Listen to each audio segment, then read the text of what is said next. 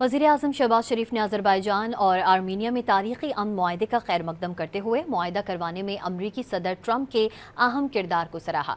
वज़ीर दिफा ख्वाजा आसिफ कहते हैं सदर ट्रंप फ़लस्तीन में अमन और दो रियासती हल में भी तारीखी किरदार अदा करेंगे।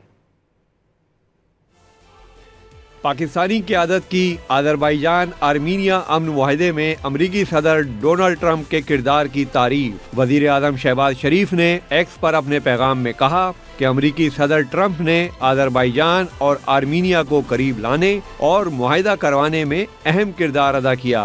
पाकिस्तान अमन के लिए अमरीका की सहूलतकारी के किरदार को सराहता है। उन्होंने मुआहदे को जनूबी कफ्काज में अमन, इस्तेहकाम और ताउन के नए दौर का आगाज करार दिया। कहा कि ये खित्ता दिहाइयों से तनाज़ात और इंसानी अलमियों का शिकार रहा है। शहबाज शरीफ ने तारीखी मुआहदे पर अज़रबैजान के सदर इल्हाम अलीयोफ और अवाम को भी मुबारकबाद देते हुए कहा कि पाकिस्तान हमेशा ब्रादर अज़रबैजान के शाना बशाना खड़ा रहा है।